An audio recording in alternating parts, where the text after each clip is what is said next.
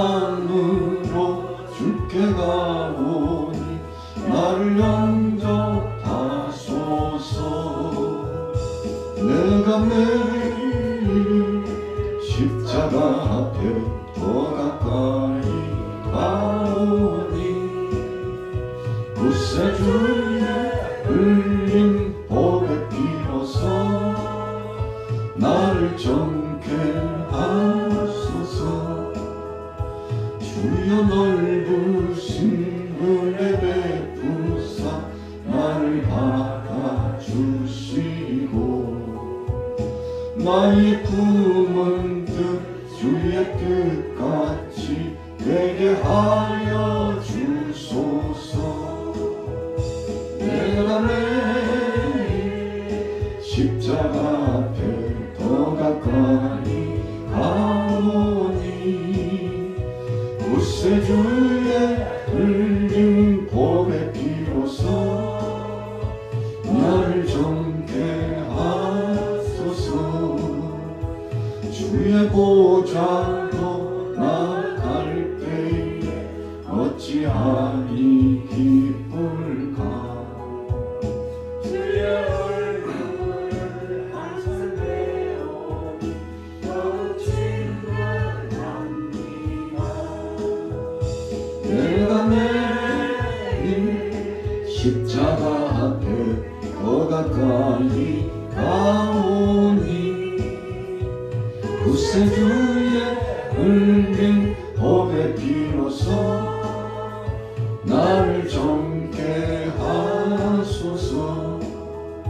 우리 구주의 넓은 사랑 증명할 자 없으며 주가 주시는 참된 기쁨도 헤아릴 수 없도다. 내가 매일 십자가 앞에 더 가까이 가오니 구세주의 흘린 보배 피로서 나를 정케 하소서. 첫 번째 오늘 본문을 통해서 생각할 것은 눈이 어두워진 이삭입니다. 모세와는 좀 대조적인 그런 역사입니다.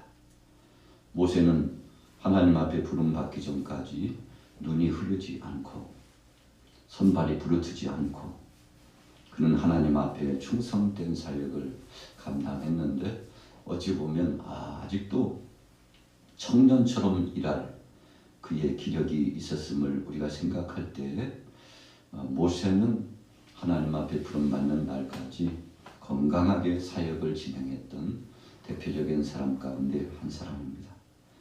그러나 오늘 본문에 등장하고 있는 이삭의 모습은 언제부터 그랬는가 확실하게 나타나지는 않습니다만 나이가 많이 들어가면 갈수록 그 눈이 흐려지고 마침내는 바로 앞에 있는 것도 분별하기가 쉽지 않았음을 우리는 알 수가 있습니다. 이 흐려진 눈 때문이었을까요? 그러나 이삭의 마음속에는 늘 자리 잡고 있는 큰아들 에서가 있었습니다. 그래서 이제 죽기 전에 자신이 마음에 작정한 대로 에서에게 축복하고자 소원했습니다. 어찌 보면 그는 하나님의 섭리하심과 하나님의 말씀을 참 끊임없이 억척스럽게 어그러진 길로 나가며 불순종했던 사람 가운데 한 사람이 이삭입니다. 여러분, 어떤 면에서는 정말 순종의 삶을 살았던 사람인데 자기 아들 에서에 대해서는 엄청난 애착을 가지고 있었어요. 사랑하는 아이들을 하나님께서 허락해 주셨고 그리고 출생하는 그 즈음에 분명히 하나님께서 말씀해 주셨잖아요. 작은 자가 큰 자의 몫을 감당하리라. 큰 자는 작은 자를 섬기게 되리라. 이것은 하나님께서 정하신 바요. 어찌 보면 이삭과 리브가를 향한 하나님의 엄청난 명령의 메시지입니다. 그래서 부모가 먼저 알고 그 하나님의 말씀 앞에 순종하여 순응하고 그리고는 하나님 뜻 앞에 자신의 자아를 깨뜨리고 그리고는 사랑하는 자녀들에게 훈육했어야 맞습니다. 무엇을 훈육합니까? 하나님의 섭리적인 관점을 가르치고 지도했어야 한다는 것입니다. 그래서 자녀들이 어렸을 적부터 우리 인생은 하나님 앞에서 부름받은 인생이요. 우리 사람들이 계획한다 할지라도 하나님의 계획을 넘어설 수 없고 우리가 무엇인가 진행한다 할지라도 하나님의 뜻을 어그려서는 안 되는 것이고 이 땅에 태어나서 살면서 하나님 앞에 순종하고 사는 것만이 가장 행복한 것이다. 그것이야말로 복 중의 복이다. 그러니 혹시라도 너희가 섭섭해하고 서운해할까 또 위축될까 싶으나 그러나 하나님의 뜻이니 우리가 순응하고 이 뜻을 받아들이자.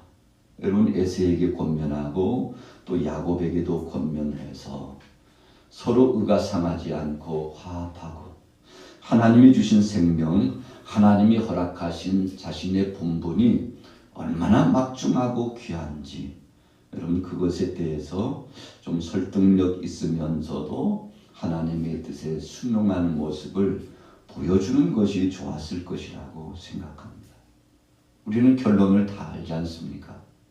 시작도 알고 과정도 알고 결론을 다 아는 입장에서 오늘 본문 말씀을 재해석해 보면 그와 같은 결정이 얼마나 현명했을까 생각해 봅니다만 마지막에 눈이 흐려지고 어두워진 그 상황 가운데 그리고 주님 앞에 부름받을 날이 가까운 그 순간까지 이삭은 에세에 대한 인간적인 애착과 자기의 중심을 내려놓지 않았습니다.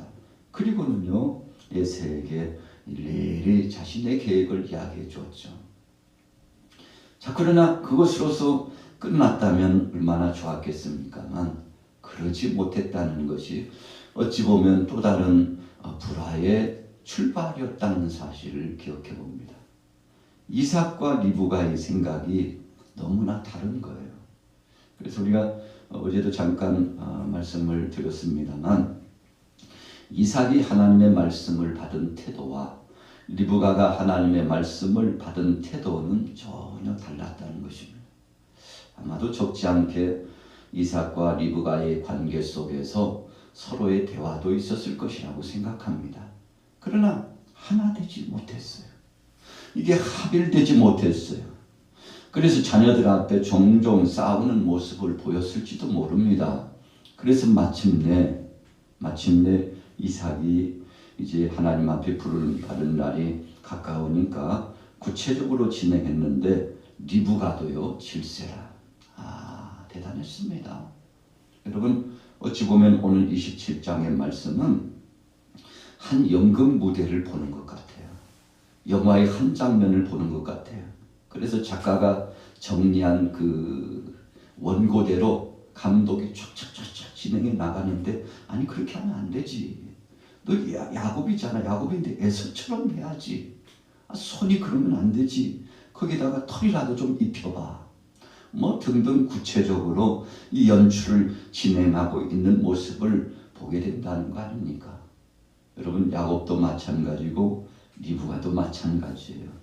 어쩌 배우라면 수준급 배우입니다. 이렇게 남편을 이렇게 속이고 또 아버지를 이렇게 속여서라도 아버지가 주시는 남편이 주어지는 이 축복을 받기를 원하는 것인가?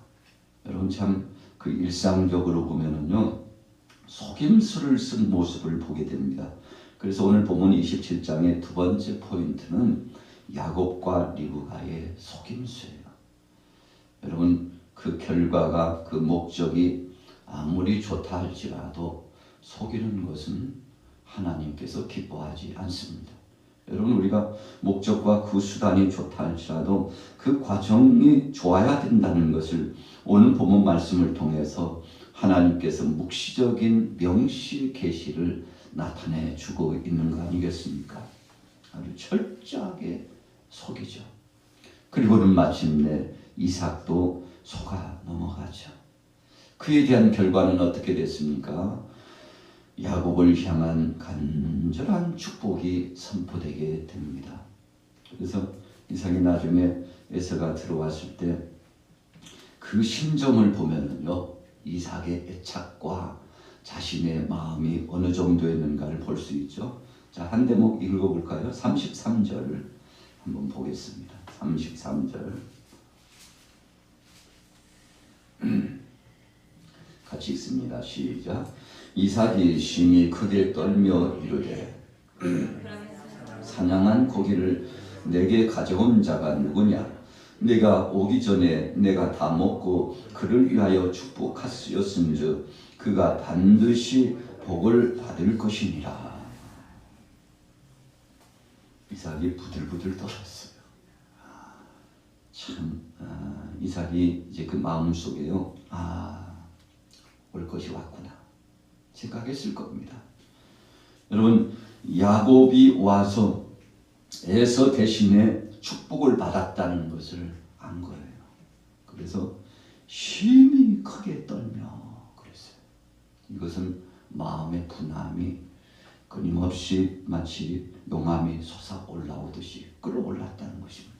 주체할 수 없어요. 손이 떨리고 입이 떨리고 온몸이 떨려요. 그 상황을 인식한 거예요. 여러분, 그 상황이 리브가가 개입되었다는 거 이삭은 감지한 겁니다. 야곱과 리브가가 협착했다는 거 이제 그가 알게 되는 거예요. 수십 년 동안 이 문제를 가지고 갈등했는데 결국은 야곱이 축복을 받고야 말았구나. 여러분, 그래서 힘이 크게 떨었다고 하는 이 의미 속에는 이삭의 마음이요, 한편에서는 무너져 내리는 겁니다.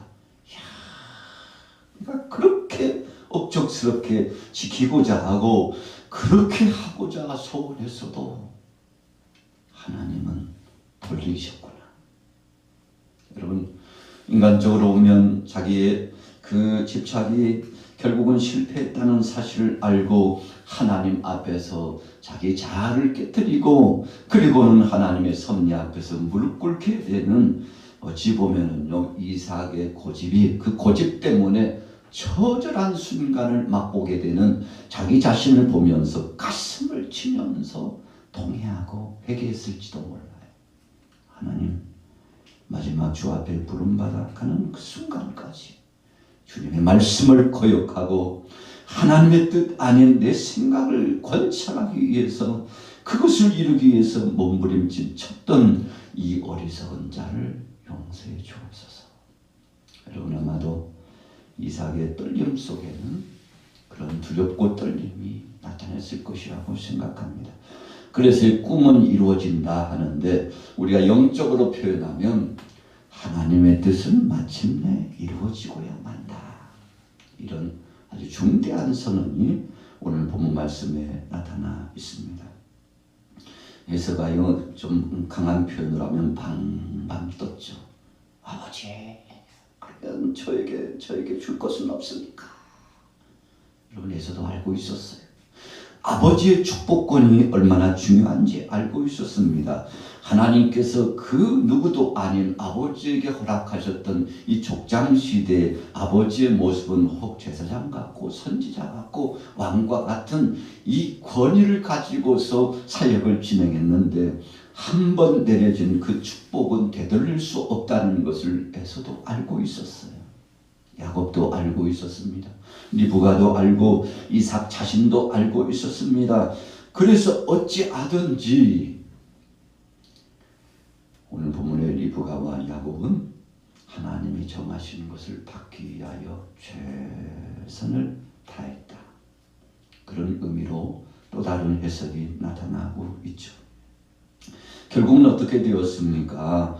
저버리고 싶고 내려놓고 싶고 끊어버리고 싶었지만, 되돌려 버리고 싶었지만, 그것을 바꾸고 싶었지만 바꿀 수 없었습니다. 그리고는 하나님의 뜻대로 오늘 이삭도 순복하면서 하나님의 말씀을 정리하고 있는 모습을 우리가 보게 됩니다. 여러분, 그래서 작은 자가 큰 자와의 관계, 큰 자가 작은 자와의 관계, 이것이 결국은 하나님 뜻대로 바뀌게 되었다는 사실을 어찌 보면요, 통곡하면서 하나님 앞에 고백하게 되는 내용이 33절부터 41절까지 쫙 나타나 있죠. 자, 41절에 보세요.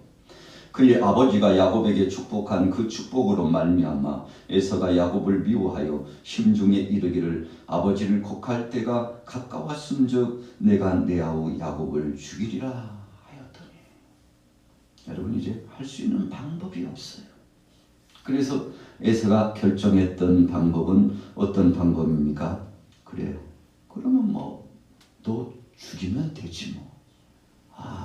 참 하나님 앞에서 불경스러운 마음의 결정을 했지 않습니까? 마치 아벨의 제사를 받으시고 가인의 제사를 하나님께서 흠량하시지 않자 가인이 취한 그 태도는 무엇입니까? 저놈을 새끼 죽여버리면 되지 그랬어요. 무섭고 두려운 결정을 내렸습니다. 여러분, 그런 잘못된 결정, 인간적인 아집 때문에 그의 삶에 참 파란만장하고 하나님의 심판이 마침내 임하게 되지 않았습니까? 여러분, 가인의 그 후손들에게, 자신뿐만 아니라 후손들에게 내려진 심판은 엄청났습니다. 오늘 에서도 어떤 모습이었습니까? 하나님 섭리에 순응했더라면 얼마나 좋았겠습니까? 그러나 죽였으면 죽였지, 죽여버리면 되지, 내가 그렇게 해서라도 막을 거야. 여러분, 이렇게 생각했던 악한 그 행위 때문에 에서의 삶이 얼마나 고단해지고 고통스러운 삶이 사라지고요. 여러분, 그 자신 당대뿐이 아닙니다. 여러분, 그래서 우리가 한마디의 말과 한순간 한순간의 행동과 결정이 얼마나 두렵고 떨리는 것인지, 우리는 그래서 하나님 앞에서, 전능하신 하나님이 감찰하시는 그 앞에서 행하는 거 아니겠습니까? 여러분, 오늘 에서가 나쁜 마음을 먹었어요. 그때 리브가가 지혜를 발휘하게 됩니다만 사실은 리브가의 마음도 아팠을 것이라고 생각합니다. 여러분, 그래서 리브가의 솔직한 심정이 오늘 44절부터 나오잖아요. 43절에 보면 내 아들아, 내 말을 따라 일어나 하란으로 가서 내 오라버니 라반에게로 피신하여 내 형의 노가 풀리기까지 몇 날 동안 그와 함께 거주하라. 내 형의 분노가 풀려 네가 자기에게 행하는 것을 잊어버리거든 내가 곧 사람을 보내어 너를 거기서 불러오리라. 그 다음 대목이에요. 우리 같이 따라해보겠습니다. 어찌 하루에 너희 둘을 이루랴. 리브가의 솔직한 마음입니다. 어머니가요, 어떤 자식은 잘못되기를 바라는 그런 어머니가 어디 있겠습니까? 오늘 이 대목의 고백을 통해서 리브가는 하나님의 뜻이 그대로 이루어져야 된다는 신본주의적인 신앙관의 철칙이 있었습니다. 때로는 해롭고, 때로는 불리하고, 때로는 불이익이 다가오고, 때로는 인간적으로 봐도 이것은 상식적인 것이 아니라고 생각해도 그것이 하나님의 영광을 받으시는 것이라면, 주님의 뜻이 이루어지는 것이라면 그것을 끝까지 우리는 믿음으로 지켜야 된다고 생각하는 주의였죠. 물론 그 과정 자체가 속이면서 진행하는 것은 잘못된 것입니다. 여러분, 그러나 리브가의 마음은 사랑하는 두 자식이 온전한 심정으로 사는 것이었죠. 여러분, 이렇게 함으로 말미암아 마침내 모든 상황이 이제 종식되고 하나님께서 그 모든 과정을 약 20여 년이 흘러가면서 다 회복시켜 주시는 하나님. 원수와 같은 사람들이요, 20여 년 만에 만나니까 껴안고 얼마나 애틋하고 사랑스러운 심정을 가지고 여러분 서로를 존중하고 배려하고 그렇게 여러분 진행해 나가게 되지 않았습니까? 누가 하신 것입니까? 하나님이 하신 거예요. 누가 한 것입니까? 부모들이 하나님 앞에 간절히 기도하고 자신들의 하나님 앞에 선 그 모습이 불충하고 하나님을 거스리는 모습으로 전락되지 않기 위해서 최선의 경주를 다했다는 것을 우리는 기억합니다. 자, 가정의 불화 무엇 때문에 나타났습니까? 서로 마음이 하나 되지 못했기 때문에 나타났습니다. 하나님의 섭리는 분명히 이루어집니다. 그래서 우리는 모든 것을 초집중할 때 하나님은 어떻게 생각하실까? 이런 상황 속에 하나님께서는 어떻게 결정하실 것인가? 라고 하는 하나님 중심으로 결정한다면 하나님의 영광을 받으시고 여러분들의 삶 가운데 중요한 모체와 같은 역사들이 하나님 뜻 안에서 이루어지게 될 줄로 믿습니다. 오늘 하루도 믿음으로 살으시고 순종함으로 살아가시고 하나님의 섭리에 복종하면서 살아가시고 하나님 뜻대로 살아서 힘있게 응답받으며 복을 누리시기를 예수님의 이름으로 축원합니다. 주를 믿는 나의 마음 그의 피에 적시네. 예수 믿는 것은 바른 증거만도다. 예수 귀한 예수 믿음 더욱 주소서. 구주 예수 의지하여 죄악 벗어버리네. 빨리 받고 영생함을 주께 모두 얻었네. 예수 믿는 것을 받은 증거만도다. 예수 귀한 예수 믿음 더욱 주소서. 구주 예수 의지하여 구원하얻었네. 영원 무궁지나도록 주여 함께 하소서. 예수 믿는 것은 받은 증거만도다. 예수 귀한 예수 믿음 더욱 주소서.